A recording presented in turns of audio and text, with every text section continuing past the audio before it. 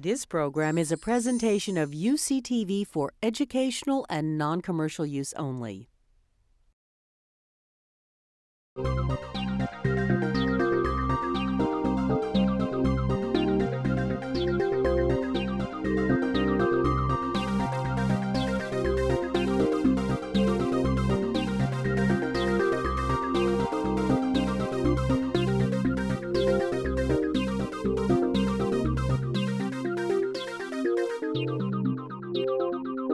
Welcome to A Conversation with History. I'm Harry Kreisler of the Institute of International Studies.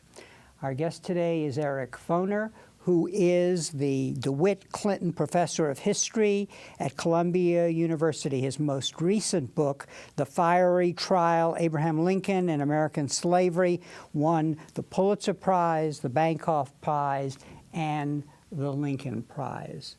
Professor Foner, welcome to Berkeley. Very nice to be here. Where were you born and raised?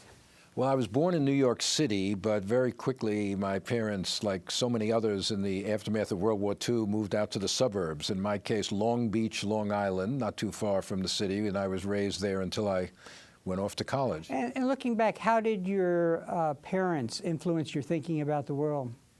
Well, very strongly. I mean, both of my parents sort of intellectually, politically came out of the 1930s, the Great Depression.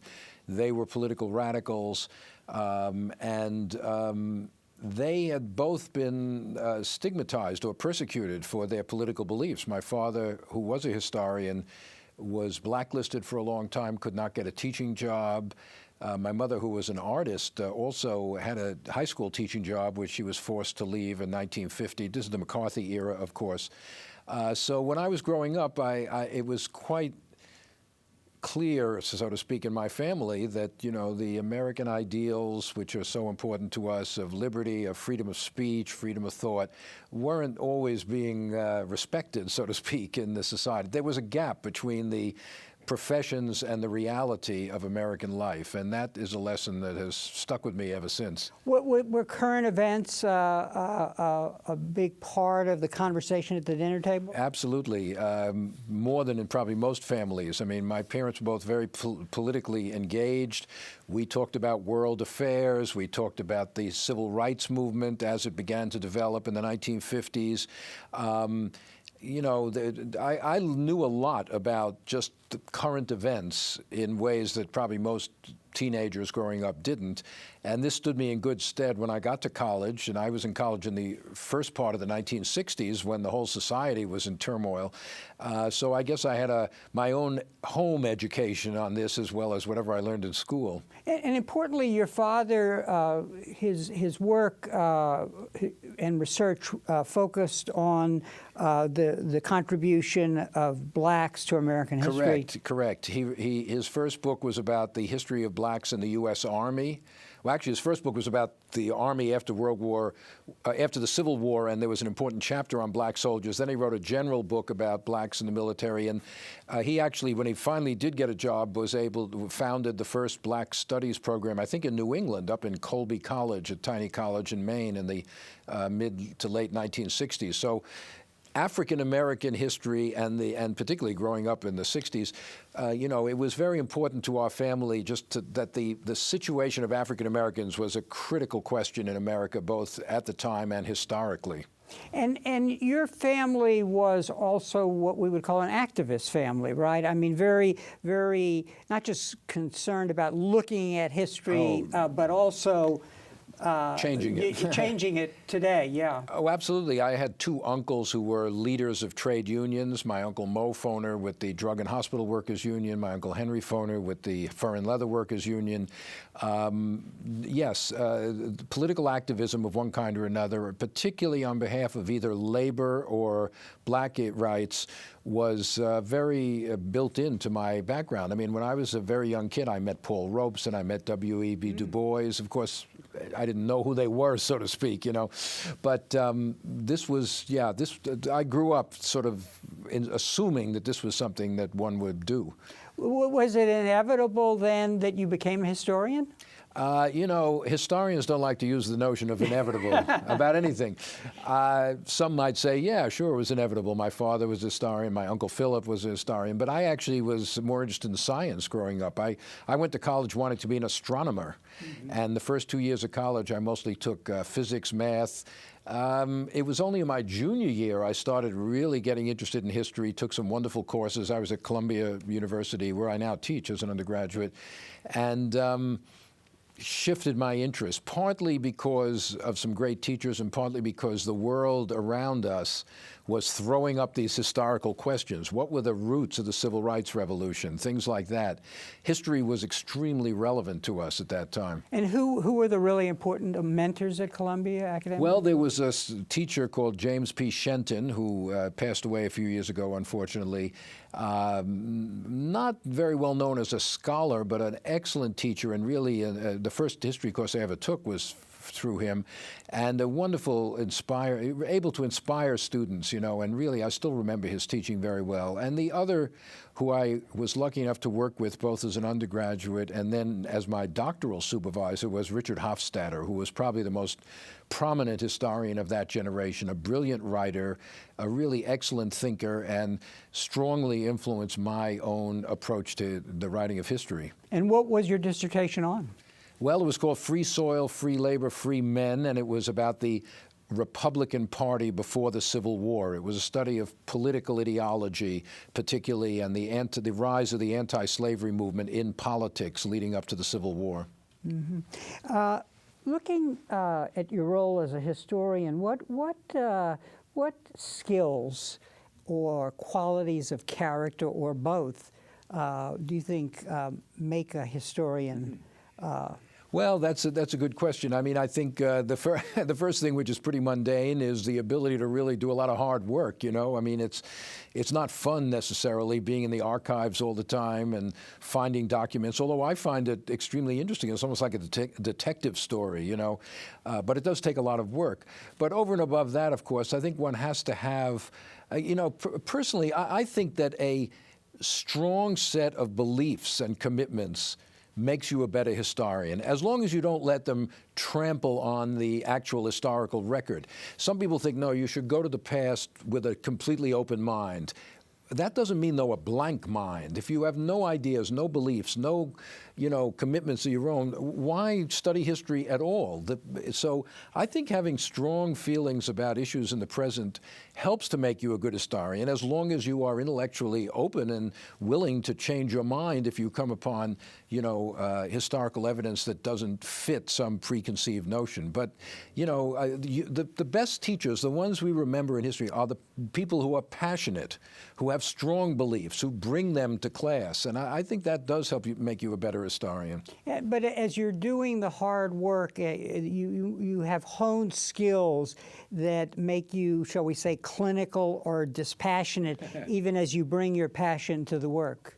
You have to be committed to the, you might call, the standards of the profession and the standards of evidence, you know, and that's why good books are generally recognized widely as good books, even by people who don't necessarily even agree with them, because they rise to a certain set of professional standards, a certain kind of professional expertise. So yes, there are techniques of research, there are techniques of analysis, and you have to master them. And of course, as Hofstadter instilled in us, history is a humanistic.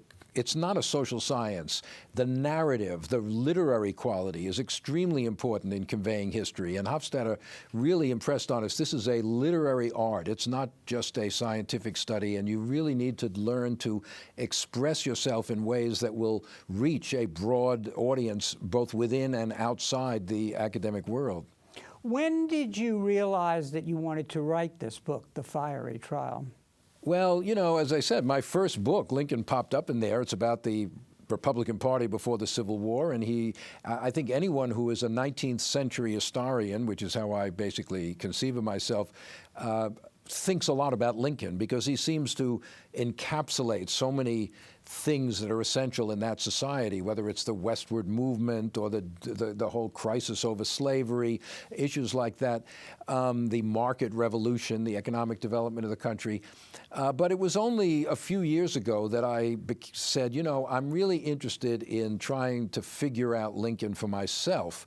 And I think one of the reasons for that, without casting aspersions on any particular historian, is I became more and more dissatisfied with a trend in current writing about Lincoln, which seemed to me to be isolating him from the larger world, that there's so many books on Lincoln just focus on Lincoln as if all you need to know is Lincoln. You want to explain Lincoln, something Lincoln did as president, you look back to his law career, that you know, the wider world slips out of view, and I wanted to put him back fully into his historical context.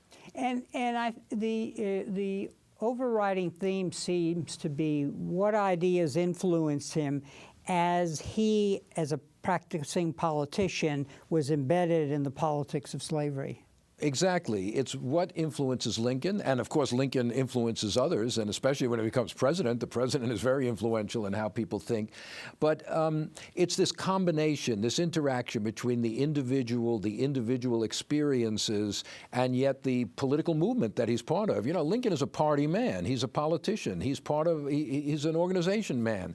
I don't say that to criticize him. That's how he thought that ideas should be turned into practical impact through political organization.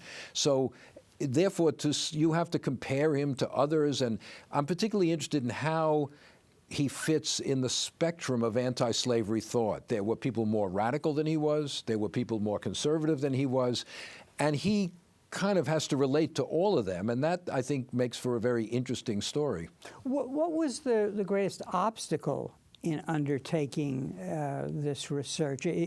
Were you going against you weren't going against the conventional wisdom? Well, you know, there's nothing you can say about Lincoln that someone hasn't said before. There are something like 8,000 to 10,000 books about Lincoln. It's not as if you're digging up anything new. You know, there's no new letters of Lincoln. There's no cache of documents that no one has ever seen.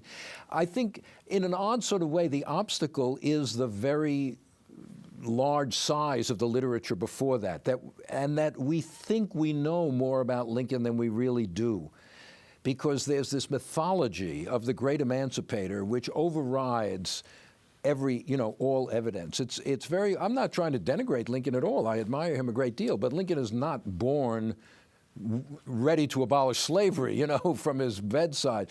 So it's how he gets to that point. But another problem is, we know where he ends up. Mm-hmm. We know Lincoln ends up emancipating slaves.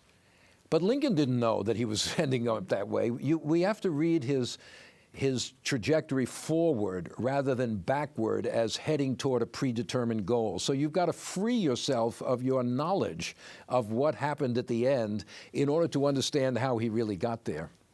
And where you wind up is really showing us how he was a person who could grow over time, and that growth was a product of everything around him, and how he changed over time. Yes, absolutely. Lincoln's growth, his capacity for growth, is, I think, the essence of his greatness. Now, you might say, sure, people grow, but, you know, there are a lot of presidents who didn't grow. If you compare Lincoln to his successor, Andrew Johnson, who comes into office when Lincoln is killed and then presides over another great crisis, Reconstruction, Johnson lacked the capacity to grow. He lacked all of Lincoln's qualities of character. He was stubborn. He was isolated. He did not listen to other people. He was not intellectually curious. Lincoln had this incredible, it's almost a kind of humility. You know, he didn't think he had all the answers, and therefore he was open to criticism. He didn't mind being criticized. He enjoyed hearing other ideas. So I think there's a question of character involved, but it's more than character. Lincoln was also a very shrewd judge of politics. He's a very shrewd judge of the general social situation. And when one policy doesn't work during the Civil War, he's willing to move to another one. So it's the combination of the pressures on him and yet that inner moral compass that enables him to grow until by the end of his life, his views on things like race and slavery are quite different from what they had been before the Civil War. If we look at his capacity to grow, there are a number of factors that over the course of the book that you cover, and one we might call the background factor. Mm-hmm. So in a way, he was well placed by virtue of where he was born, where his family moved to, and mm-hmm. where he entered politics. Talk a little about. Well, of course, Lincoln is born in a slave state, Kentucky. It's one of the border slave states, but it is a slave state. His parents seem to have been anti-slavery, at least what little we know about them. In fact, they moved when he was young to Indiana, a free state, and Lincoln later said they moved in part because of slavery and in part because of land problems. But there's no question that Lincoln grew up, on the one hand, disliking slavery, but on the other hand, among Southerners. Among the people he lived with in Indiana and then Illinois are from the South, like his own family, from the Upper South. And so they, on the one hand, they're people who don't want to live in a slave society, and yet they share many of the racist views of Southern society. And Lincoln has to, early on, a lot of his political growth is simply how to balance off the views of his constituents against his own personal moral beliefs, and how much do you compromise, and how much do you be willing to go along. And every politician faces this. Then he becomes a statewide politician in Illinois in the 1850s. Then he's got to deal with a lot of other people. He's got to deal with Northern Illinois, which is very strongly anti-slavery and is settled mostly from the East. And so he comes in contact with different people and different ideas. And then, of course, when he becomes president, he's got the whole nation, or at least the North, to deal with. So he's got a whole different range of groups. So I think, the changing context in which he's operating helps to create the situation for this growth in attitudes. And Illinois was kind of the ideal place to be in terms of the understanding the way the country was changing, both in terms of the market and ideas about democracy. Absolutely. Lincoln's rise is the rise of Illinois.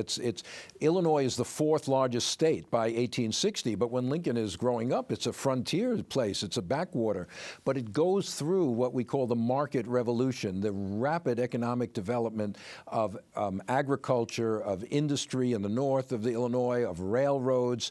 And Lincoln is part of that. Lincoln is a railroad lawyer by the 1850s. Lincoln is always promoting economic development. I mean, that's one of his things, railroad construction, canal construction, public schooling, what we would call infrastructure today. He thinks that is the way to create opportunity for economic advancement for all people. And remember, he starts pretty poor, and he, becomes a pretty prominent and well-to-do person. And he thinks, that's the essence of Northern society, to share in economic prosperity. And of course, that's what the South does not allow slaves or even many poor whites. And so his own personal experience of economic opportunity helps to shape his anti-slavery beliefs. And his mentor, from a distance, I guess, in politics is Clay. Henry basically. Clay, yes. And from him, he gets a sense of the nation and building the Union. Right. Now, Henry Clay, of course, is known as the great compromiser. It's a little different than nowadays, when being the compromiser is something that people were proud of. Mm-hmm. But Clay is typical of that region. He's from Kentucky. He's a slave owner who dislikes slavery. Throughout his life, he's trying to figure out a way of getting rid of slavery, without any success, obviously. Lincoln borrows many of Clay's anti-slavery ideas in the early part of his career, but Clay is also a great nationalist. He really believes in the nation. His compromises are always to save the Union during political crises, and Lincoln definitely imbibes that powerful nationalism and the notion the Union can never be broken up. He could never possibly accept Southern secession because of that Clay nationalism, which is really built into him from the very beginning. Now this background helps us understand an important aspect of Lincoln, that throughout his career, he disliked slavery, but he was, shall we say, respectful of the slaveholders, of their situation. Absolutely. And this comes in part from the background we just discussed. Not only Clay, but, after all, his wife comes from a slave-owning family. His father-in-law is a close friend of Clay, who is another slave owner who wants to get rid of slavery in some form or another. And then after Clay, Jefferson's next political idol is Thomas Jefferson, who's also a slave owner who dislikes slavery. So Lincoln, unlike many abolitionists, Lincoln does not denounce the slave owners. He doesn't call them sinners. He doesn't he doesn't dwell on the, personal oppression of the slave. He talks about slavery in the abstract. It's not the slave owner, it's the system that is evil. It's evil, no question about it. He makes that clear. But it's the system, it's not the slave owner that is at fault, and it's a national problem. It's not just a Southern problem, and the entire nation must figure out a way of putting slavery, as he says, on the road to ultimate extinction, which is actually a term he borrows from Henry Clay. So, he knows slave owners. He grows up among people who have slave-owning families, so he doesn't personally attack them the way some Northerners do. Now, the second element of this capacity to grow over time was he was a practicing politician, and throughout his career, he's navigating the search for solutions to what is increasingly the paramount American problem, namely slavery. Absolutely. He is a politician. Today, of course, politicians are somewhat held in low repute. But Lincoln was a professional, as you say. He first ran for office, I think, at the age of 22 or something like that. And then from then on, except for a couple of years in the 1850s, he's either in office or running for office his whole life. And he's a party man. He believes in the political party. He sticks with the Whig Party, his original party, longer than many others while it's collapsing in the 1850s. Then he joins the Republican Party. He becomes totally devoted to it, and he often has to work out, especially in the Republicans, there's so many different factions, radicals, conservatives, different regions, and Lincoln is always trying to figure out how to get to the party to the lowest common denominator so that everybody can agree. But you're right, he believes in practical solutions. But on the other hand, unlike some politicians who don't seem to have any core beliefs, Lincoln has this core hostility to slavery. He is not willing to compromise that. He will compromise on many things, but he will, as he says in the secession crisis in a letter to his old friend from Georgia, Alexander Stephens, he says, yeah, we could compromise this issue, that issue. But basically, the problem is you think slavery is right and we think slavery is wrong. Now, ultimately, how are you going to compromise that?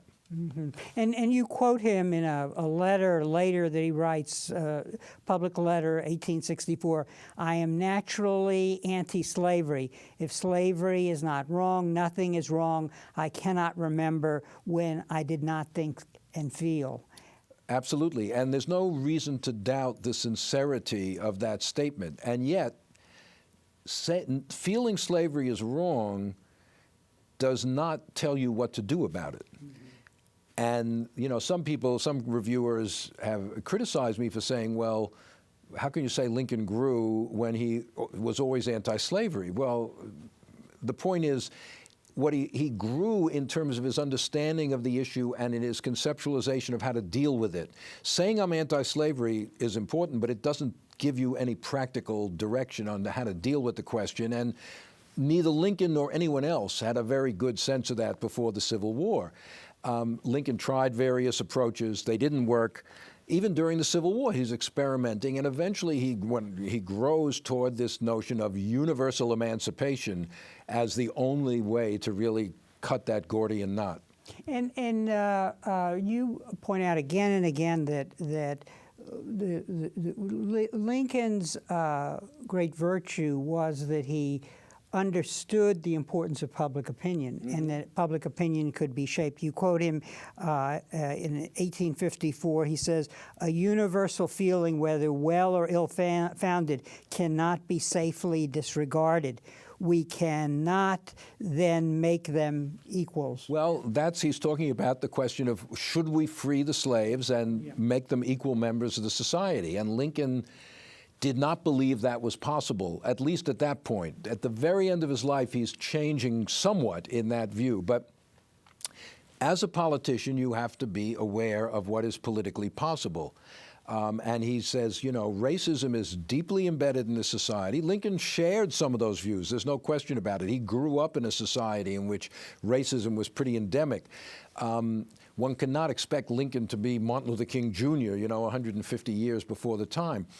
But nonetheless, Lincoln sees public sentiment as an obstacle to any kind of racial equality. And of course, at this period, his solution, quote unquote, is to free the slaves and encourage them to leave the country, find another homeland, Central America, West Africa, Haiti, because there they can enjoy their full range of natural rights, which they can never really enjoy in the United States. He's got to grow out of that also. Eventually, he does come to see the United States as a biracial society, which he doesn't before the Civil War. And the interesting dynamic here, which you point out, is that holding back until the political setting is ripe for change allows him, and at some point you quote somebody saying, only you could free the slave because you had the moral authority. Right. Well, because Lincoln, but I don't, you know, of course there are, every Lincoln you want is out there in the literature, and there is a Lincoln in some books who waits and waits and waits and never does anything until pressured by public opinion. I don't think that's quite right, because, you know, as you well know, what the president does also shapes public opinion. Many people take their views from the president. It's not like he's a inert, you know, passive figure. But I think it is true that Lincoln is attuned to when he thinks the public will accept more radical action against slavery. But early in the Civil War, he's taking some actions against slavery. He doesn't wait for public opinion. For example, 2 months into the war, he approves when some generals say, well, we're not returning fugitive slaves who run away to our ranks. You know, the Army's not here to return fugitive slaves, and Lincoln lets them do that. It's not like he's issuing a public statement, but on the other hand, he doesn't order them. No, we're not fighting about slavery, send them back. He's willing to begin making steps about emancipation early on. You quote someone, George White, a Massachusetts lawyer, as saying, describes Lincoln as cunning, sly, crafty, designing man whose public record seems to have been made up for the express purpose of being a successful presidential candidate. Well, that was, I think, written in 1860. This guy is not an admirer of Lincoln, obviously. And by the way, this is, when you asked about how historians operate, one of the ways we operate is, I hope, being friendly or cooperative with others. That quote was given to me by another historian who found it in this diary. She was studying something entirely different, but she said, well, you're working on Lincoln, you might find this interesting. I said, yeah, that's very interesting. I wouldn't have found it by myself. But you know, yes, Lincoln is a politician, and therefore he wants to be elected. But what I find interesting is, what is he willing to compromise and what is he not willing to compromise? Lincoln always seemed to be able to keep in mind the difference between basic principle and peripheral issues. So even in the secession crisis, when the greatest crisis the nation had faced, when it's falling apart, people are saying to Lincoln, well, look, let's compromise on this, let's compromise on that, keep the South in. He says, look, you know, we can compromise on the fugitive slave issue, we can compromise on a couple of others, but on the question of the westward expansion of slavery, which is where the political crisis was, I'm not compromising. I'm sorry. I was elected on that issue. I am not giving up the principle on which I was elected because these guys are threatening. In other words, he's willing to risk war, not go to war, but risk war, rather than give up a core principle. And so he understands the difference there, which not all politicians do. Now, what is extraordinary, and you trace this in the book, is Lincoln's, as a craftsman of language, to use the right words, to appeal to very different constituencies, and then to focus on issues that change over time, because slavery is America's problem, and he is rising by finding words and issues that, as you just said, commit him to principle, but don't go so far as to prematurely alienate certain constituencies. Right. You know, Lincoln is interesting in that he does rise to prominence through oratory, through words. From 1849 until he's elected president, he doesn't hold any public office. He's not in office. So how do people know who he is or what he is? He runs for office, but it's through speeches, great speeches. And one of the pleasures of doing this book was reading carefully the works of Lincoln. I mean, I'd read the works of Lincoln, but really reading carefully his language. He's such a brilliant writer. I think that maybe other than Thomas Jefferson, he had the greatest command of the language of any president in American history. He chose his words with such enormous care. That means you can really take seriously what he says. You know, it's not just political rhetoric. He's a craftsman of language, as you said.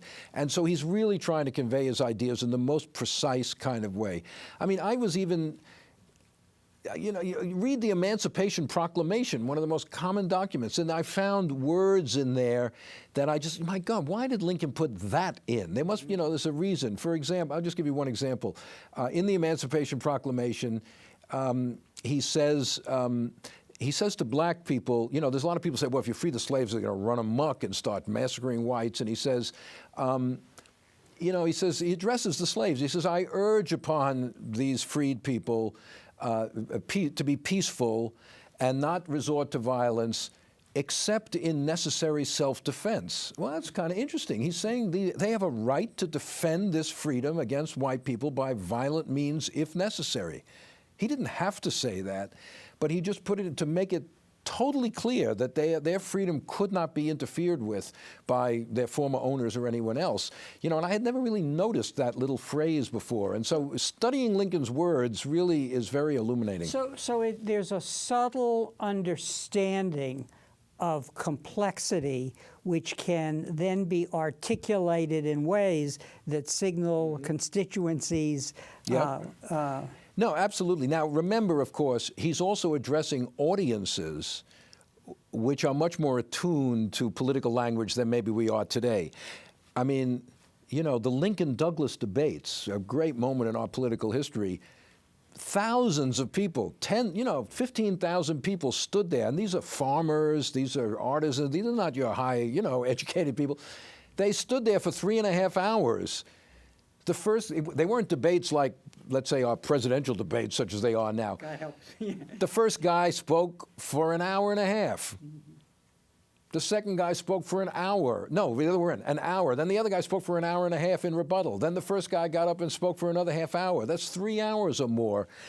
And these were well-crafted discussions of the fundamental political issues facing the country, and people listened. They listened carefully. So he's addressing a constituency that is used to politicians taking them seriously intellectually, not just pandering to their prejudices or something like that. So it's a different political world back then. I made a list of how words and positions changed over time, and let me just, and you can pick out one, starting with the no extension of slavery, to the emphasis on free labor, which he gets from the Whigs, to turning to the words of the Declaration of Independence in order to transcend the problem of the Constitution recognizing slavery, the respect for the slaveholder, the denunciation of slavery, the whole question of recompense and colonialization. So he's moving through time, focusing on issues that are partially presented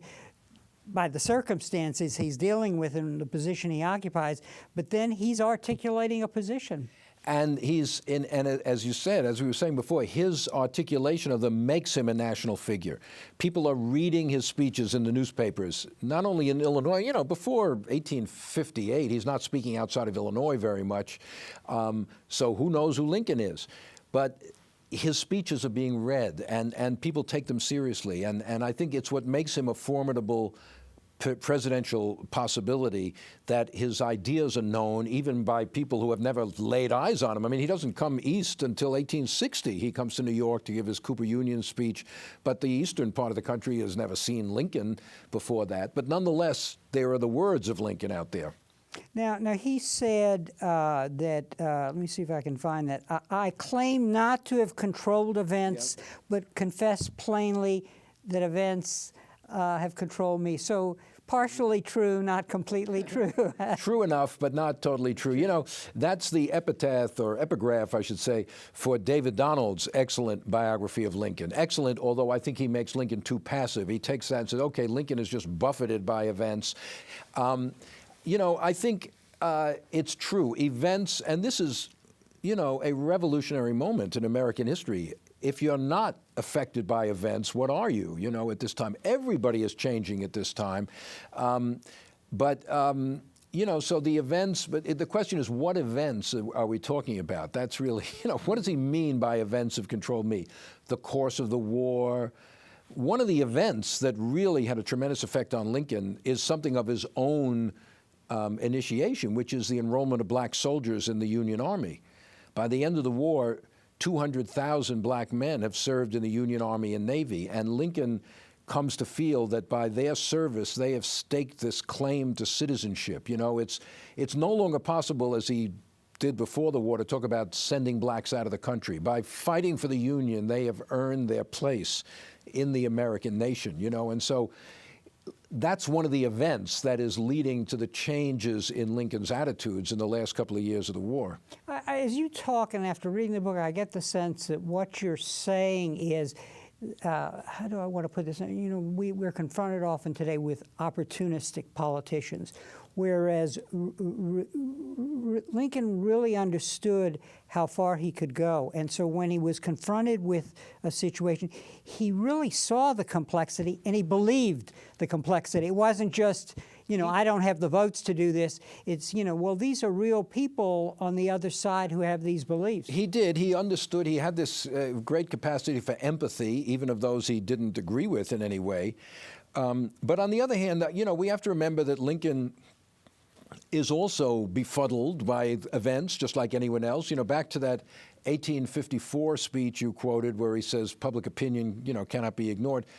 That's a passage where he starts by saying, well, if all power were given to me, I would not know what to do about slavery. It's not easy to say what to do about this institution, you know? And then he goes through various possible scenarios. But Lincoln is groping, like everybody else, for a policy. He has a plan in the 1850s. It's Henry Clay's old plan. Gradual emancipation of the slaves with monetary compensation to the owners and encouraging them to the slaves to leave the country. That's what Clay had said. That's the way to get rid of slavery, peaceably, with the acquiescence of Southerners, without disruption. The trouble is nobody would do it. The South did not want to give up their slaves, whether gradually or immediately, and blacks didn't want to leave the country. So that policy eventually runs aground, and Lincoln has to come up with a new one. And, you know, in the crisis of the war, he comes up with a new one, which is the exact opposite.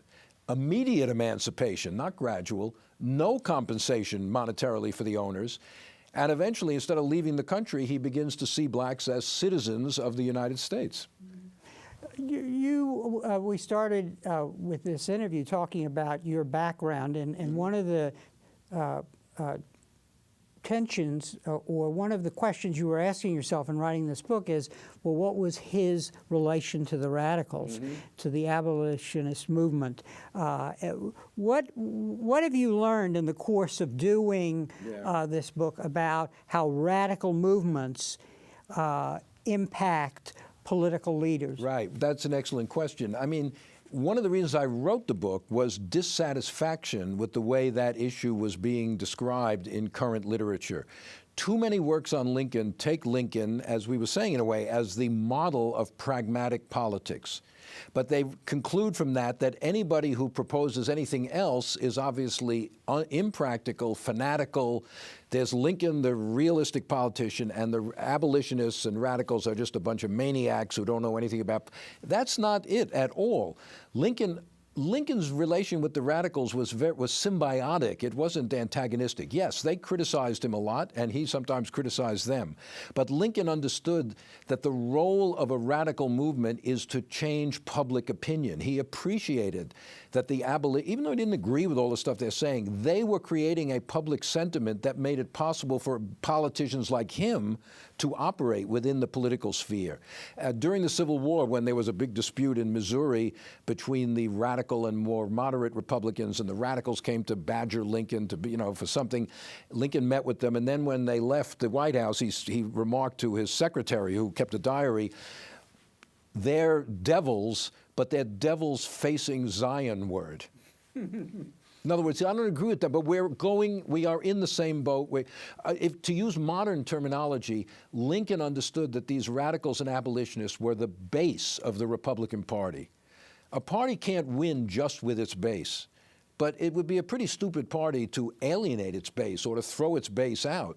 You build upon that base, you expand outward from it, but you have to also keep them satisfied. So Lincoln is willing to listen to radicals and not always agree with them, but he doesn't see them as a problem, or he doesn't resent their criticism of his the way some politicians do. In this paragraph that I quoted earlier, the public letter, the first sentence was about his feelings about slavery. But then he says, the second sentence, "And yet I have never understood that presidency conferred upon me an unrestricted right to act officially upon this judgment," that is the hatred of slavery and feeling. "And I aver that to this day I have done no official act in mere deference to my abstract judgment and feeling on slavery." Right. Well, Lincoln is a lawyer. We haven't really discussed that, but that's how he makes his living before the Civil War, and he's a good lawyer, and he is a legalist, and he understands that the Constitution protects slavery.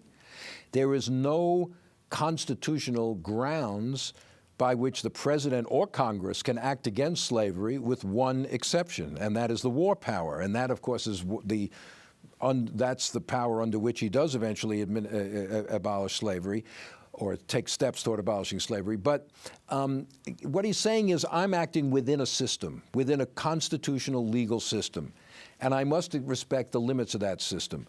So the fact that I hate slavery does not mean that I can just do anything I want. No official can just do anything he wants.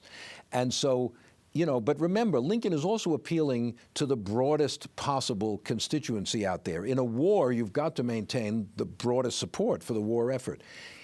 Abolitionists and radicals don't care why he's acting against slavery. They're happy he's doing it. But there are a lot of moderates who are not abolitionists, but are willing to support measures against slavery if they are necessary to win the war. When Lincoln says, "I'm doing this because it's necessary," they'll say, "All right, look, I don't know if it's a great idea, but I'd rather do this than lose the war." So this is part of Lincoln's persistent effort to create the broadest possible base of support for his measures. So in the end, he winds up that he sees that he has to free the slaves because of the exigencies of war. And although what he was really trying to save through most of the war was the Union. Well, yes and no. That's the old debate we always have. If Lincoln were only interested in saving the Union, he could have given in to the South in the secession crisis. It would be very easy to save the Union, just give the South what they want.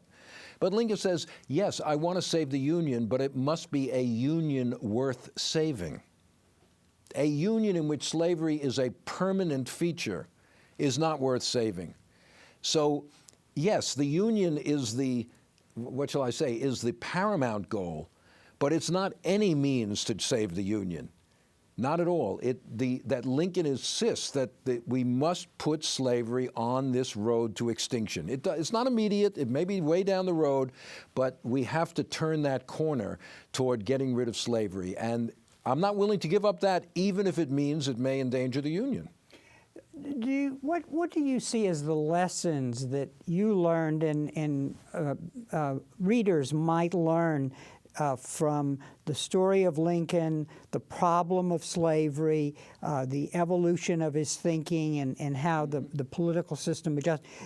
What are the lessons that we might apply to today's political crisis? History never repeats itself exactly, obviously, but I think one lesson that struck me is that, significant social change, significant social progress requires both a mass social movement and enlightened political leadership. It's not one or the other. And they feed on each other. The social movement cannot succeed without a political framework. The politician cannot succeed unless the social movement has created public sentiment behind him.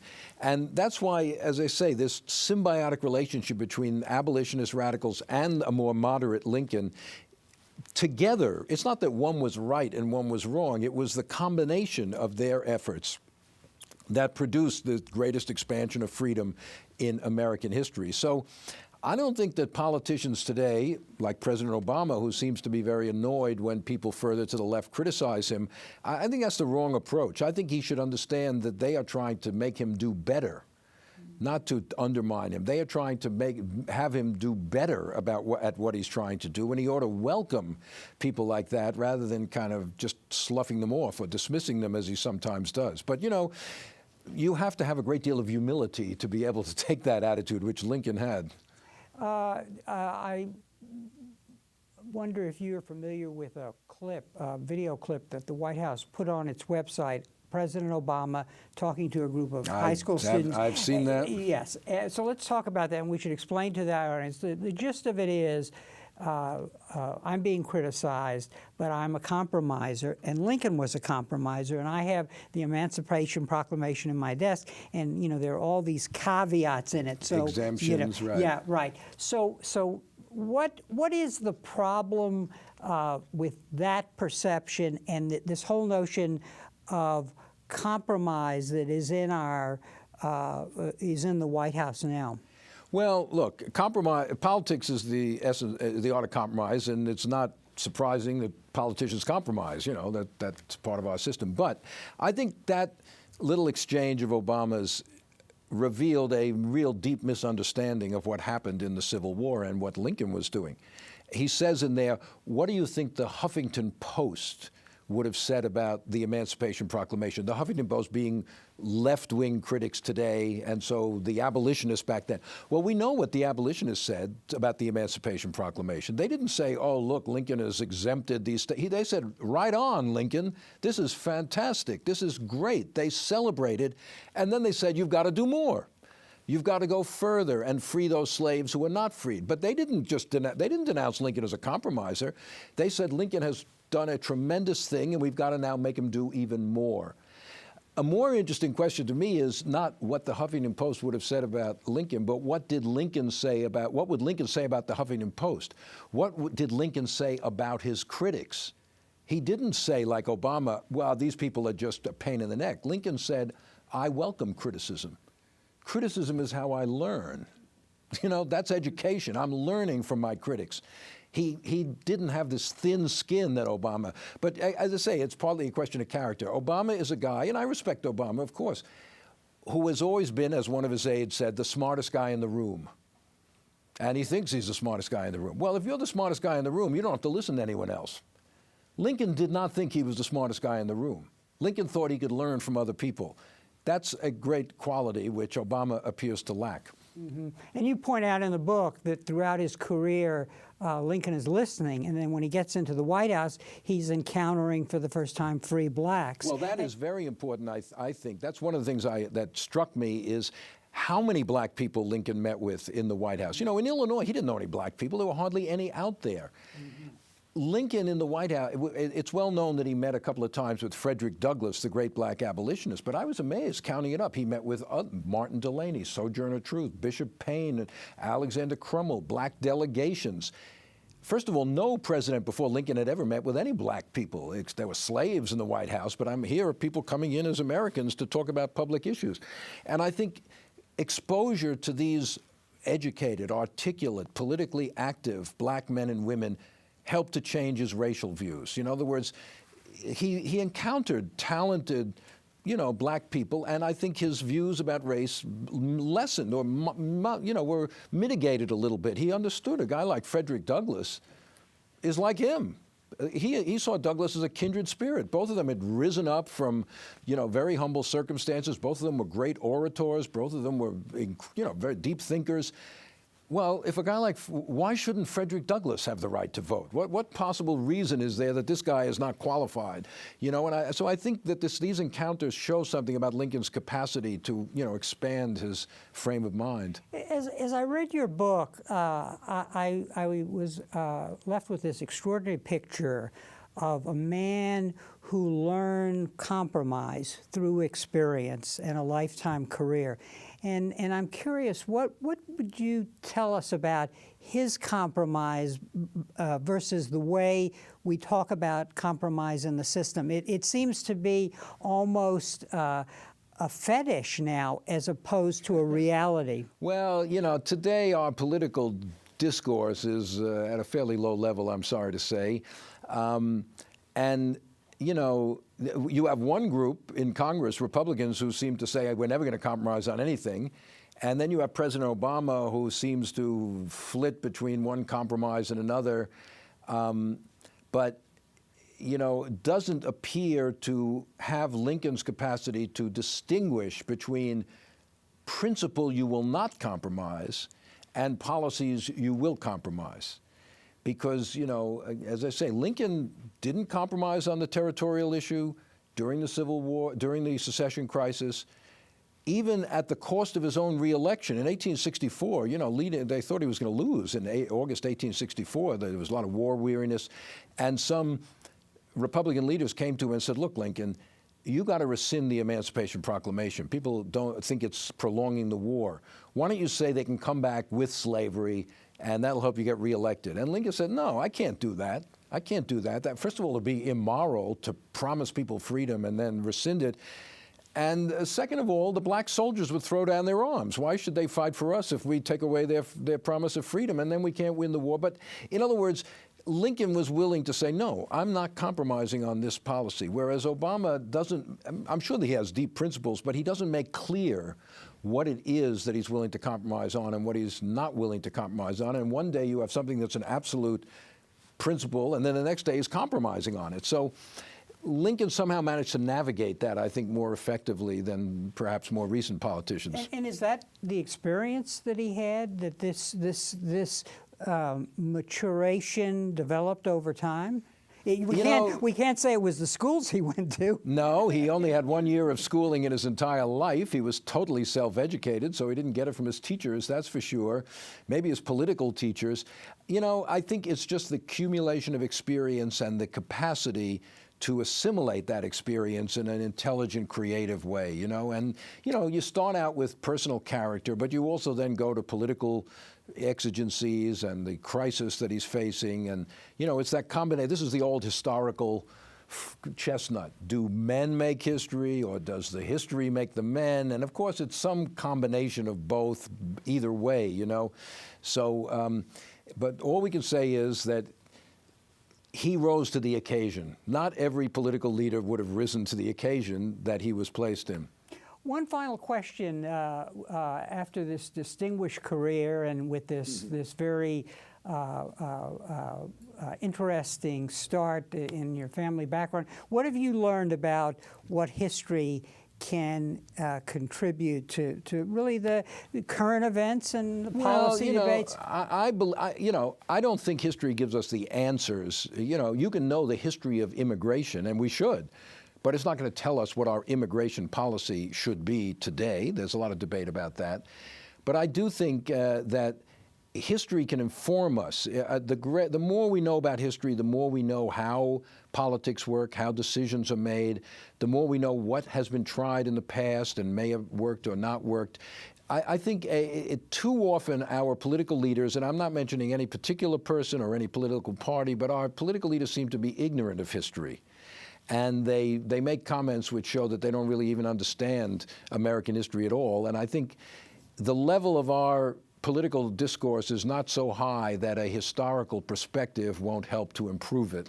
On that note, Professor Foner, let me show your book one more time, because it's a great read about a very important figure and the book has important insights about our time in an indirect way. So thank you very much. Thank you for having me. And thank you very much. And thank you very much for joining us for this conversation with history.